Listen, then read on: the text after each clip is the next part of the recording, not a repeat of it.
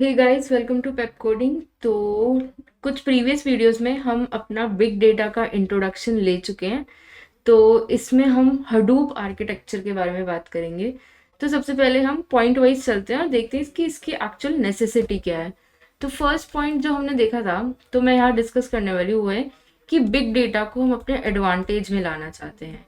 हम big data को अपने एडवांटेज में लाना चाहते हैं। तो अगर बिग डेटा को एडवांटेज पे लाना चाहते हैं तो हमें सबसे पहले बिग डेटा को कॉस्ट इफेक्टिवली स्टोर भी करना होगा, प्रोसेस भी करना होगा और उस पर एनालिसिस भी करने होंगे। तभी हम उसको अपने एडवांटेज पे ला पाएंगे, तभी हम अपने प्रॉफिटेबल बिजनेस मूव्स कर सकेंगे। तो कॉस्ट इफेक्टिवली हमें उसको क्या क्या करना होगा, हमें उसे स्टोर भी करना है, प्रोसेस भी करना है एंड एनालिसिस भी करना है। ठीक है।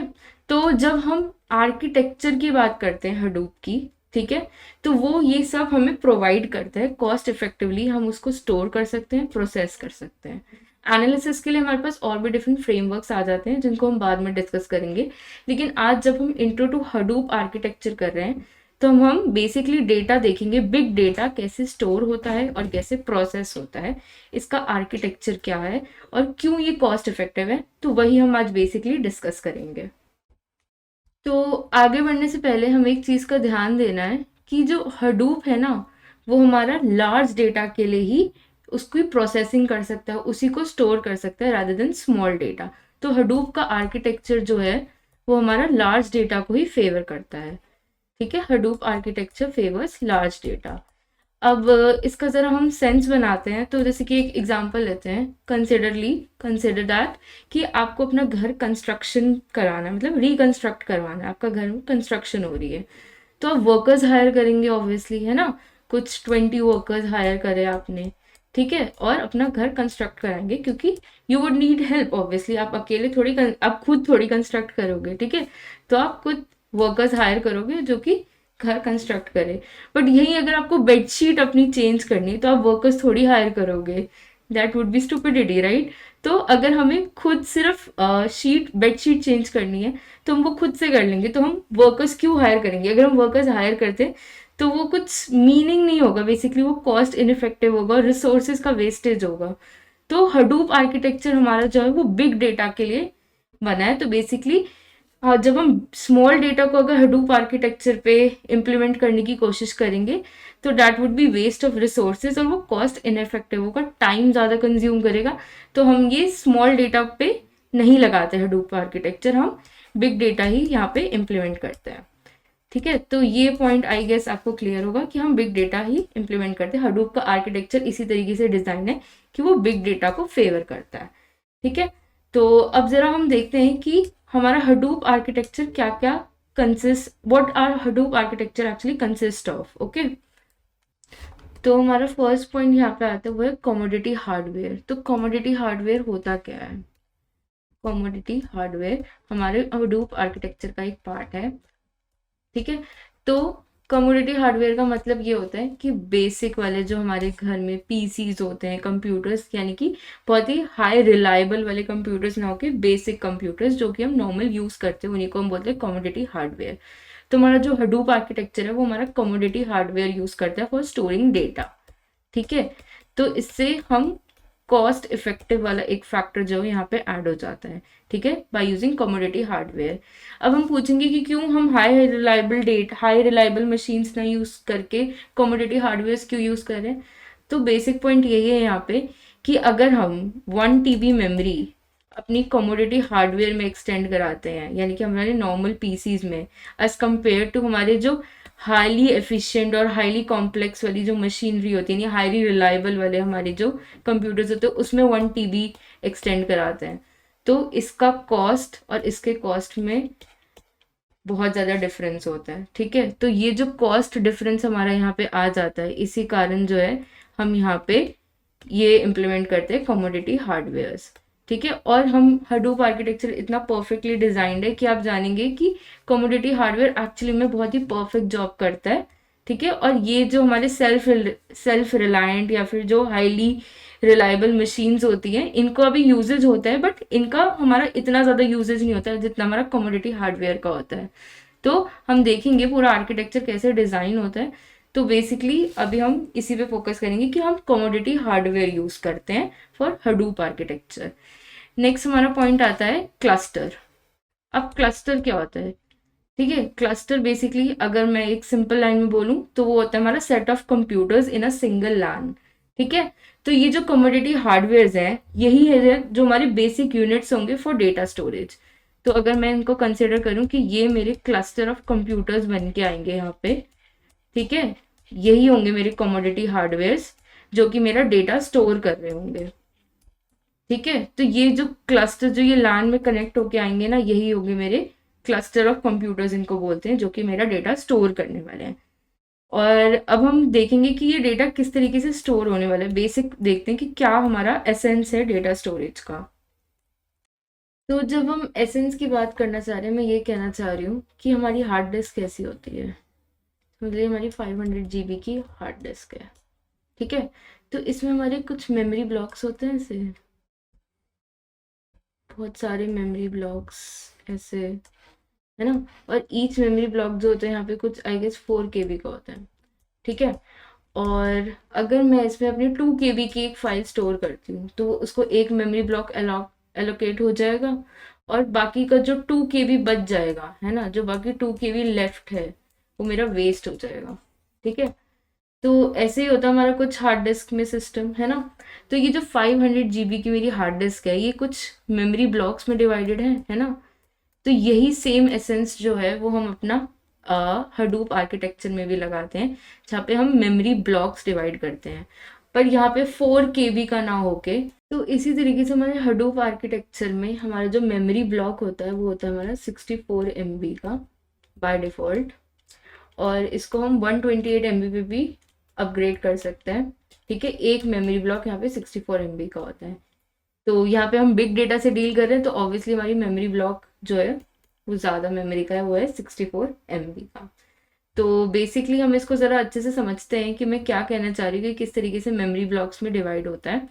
कंसिडर करते हैं कि हमारी कोई फाइल है जो है 200 MB की।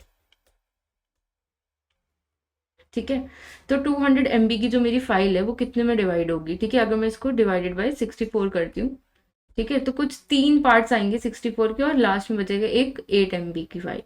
तो 64 MB, 64 MB, 64 MB and 8 MB। ठीक है, तो ये मेरे 4 पार्ट्स में डिवाइड होंगी। तो इसको मैं मान लेती हूँ, समझ लीजिए ये थी मेरी फाइल डॉट txt। ठीक है, और इसको मैंने मान लिया 1.txt, 2.txt, ये होगी मेरी 3.txt, और ये होगी मेरी 4.txt। ठीक है, तो ये जो मेरे क्लस्टर में कंप्यूटर्स थे ना ऊपर, ठीक है, एक एक फाइल का जो ये मेरी स्प्लिट हुई है, ठीक है, इसको बोलेंगे हम स्प्लिट इनपुट्स। ठीक है, ये जो मेरे स्प्लिट इनपुट्स आए हैं जो कि मुझे स्टोर करने हैं अपने उसमें, तो ये एक एक में जाएगी सारे पार्ट्स में। ठीक है, मतलब 1.txt इसमें, 2.txt इसमें, 3.txt इसमें, 4.txt इससे। तो इस तरीके से मेरा डेटा स्प्लिट होता है, इसलिए हम इसको बोलते हैं HDFS, यानी कि हडूप फाइल डिस्ट्रीब्यूशन सिस्टम। इसलिए हम उसको बोलते हैं हडूप डिस्ट्रीब्यूशन फाइल सिस्टम, क्योंकि हमारी फाइल जो है वो डिस्ट्रीब्यूट होती है। हम इसको ओवरऑल पूरा स्टोरेज समझेंगे कि कैसे हमारा आर्किटेक्चर एक्चुअली डिफाइन होता है, हम पूरा डायग्राम के थ्रू भी देखेंगे, बट यहाँ पर हम एक बेसिक आइडिया ले रहे हैं कि हम इसको डिस्ट्रीब्यूशन फाइल सिस्टम की बोलते हैं, और इसी को हम बोलते हैं Hadoop distribution file system architecture. ठीक है, इसका पूरा आर्किटेक्चर हम देखेंगे पूरा डायग्रामेटिकली, बट अभी हमने एक बेसिक ओवरव्यू लिया कि इसको हम डिस्ट्रीब्यूट कर रहे हैं अपनी फाइल को। ठीक है, विद रिगार्ड टू दी कितना हमारा मेमोरी ब्लॉक है, और इस हिसाब से हम इसको स्टोर करने वाले हैं इन आर क्लस्टर्स, जो कि क्लस्टर्स क्या है हमारे, वो है हमारे कमोडिटी हार्डवेयर, जिससे हम कॉस्ट कटिंग कर रहे हैं, हम इसको डिस्ट्रीब्यूट कर रहे हैं, इसलिए हम इसको बोलते हैं हडूप फाइल डिस्ट्रीब्यूशन सिस्टम। ठीक है, एक और पॉइंट हमें नोट डाउन करना है यहाँ पे कि समझ लीजिए, जैसे जो हमारी ये 8 MB वाली फाइल यहाँ स्टोर हो रही है, जो हमारी 4 वाले में जा रही है ना, ये जो मेरी 8 MB वाली फाइल स्टोर हो रही है ना, तो इसमें अगर मैं 64 माइनस 8 अगर मैं करती हूँ तो मेरा क्या बचता है, मेरा बचता है 56। तो क्या ये मेरा 56 MB वेस्ट हो जाएगा? नहीं, ये मेरा 56 MB वेस्ट नहीं होगा। इनफैक्ट इसमें जब अगर मेरी कोई दूसरी फाइल आएगी तो उसमें भी मैं उसको ये प्लेस एलोकेट कर सकूंगी, जो कि हमारा डिसएडवांटेज था डिस्क में, हार्ड डिस्क में, कि अगर हमने 2 KB दे दिया तो 2 KB जो बच गया वो हमारा स्टोर नहीं हो पाएगा वापस से। बट यहाँ पे जो मेरा 56 MB बच गया, मतलब फाइल स्टोरेज अगर कम की थी और हमारा मेमोरी ब्लॉक की कैपेसिटी ज़्यादा है, तो जो मेरी मेमोरी बच गई वो मेरी दोबारा से यूज़ हो पाएगी। ठीक है, ये इसका मेन एडवांटेज है हडूप डिस्ट्रीब्यूशन फाइल सिस्टम का। ठीक है, और ये डिस्ट्रीब्यूट हो रही है हमारे यहाँ पे, तो इसलिए इसको हम हडूप डिस्ट्रीब्यूशन फाइल सिस्टम बोलते हैं बेसिकली।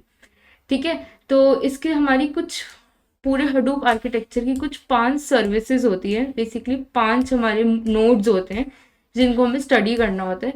तो उन 5 नोड्स के बारे में जरा देखते हैं। तो आइए चलते हैं नेक्स्ट पेज पे। तो हडूप सर्विसेज, उनके बारे में देखते हैं। तो हमारी 2 नोड्स जो होते हैं वो होते हैं मास्टर नोड। एक मास्टर नोड की कैटेगरी होती है हमारी, ठीक है, और एक होती है हमारी स्लेव नोड की कैटेगरी। ठीक है, तो मास्टर नोड हमारे कौन कौन से होते हैं? एक होता है हमारा नेम नोड, दूसरा होता है हमारा जॉब टास्किंग। तो नेम नोड है वो मास्टर है डेटा नोड का, और जो जॉब ट्रैकर है वो है हमारा मास्टर टास्क ट्रैकर का। ठीक है, तो बेसिकली डेटा नोड जो है वो किसको रिपोर्ट करता है? इसको रिपोर्ट करता है मास्टर नेम नोड को, और टास्क ट्रैकर हमारा किसको रिपोर्ट करते हैं? जॉब ट्रैकर को। हम देखेंगे कि ये बेसिकली क्या क्या करते हैं। तो एक बेसिक ले लेते हैं कि जो हमारा नेम नोड है वो हमारा स्टोरेज के काम आता है, और हमारा जो जॉब ट्रैकर वाला है, ये मास्टर एंड ये स्लेव, ये हमारा क्या मैनेज करते हैं? ये हमारा प्रोसेसिंग मैनेज करते हैं। ठीक है, तो ये हमारी बेसिक 4 सर्विसेज होती है। इनफैक्ट एक 5th सर्विस भी होती है हमारी। ये 2 मैंने 4 सर्विसेज बताई, वो होती है हमारी सेकेंडरी नोड वाली, उसको हम बाद में डिस्कस करेंगे। लेकिन अभी ये जो है हडूप आर्किटेक्चर को समझने के लिए आपको इन चारों का ज्ञान जरूरी है। Name node, data node, job tracker और टास्क ट्रैकर। नेम नोड जो होता है वो मास्टर होता है डेटा नोड का, डेटा नोड इसको जो है रिपोर्ट करता है और ये स्टोरेज के काम आते हैं।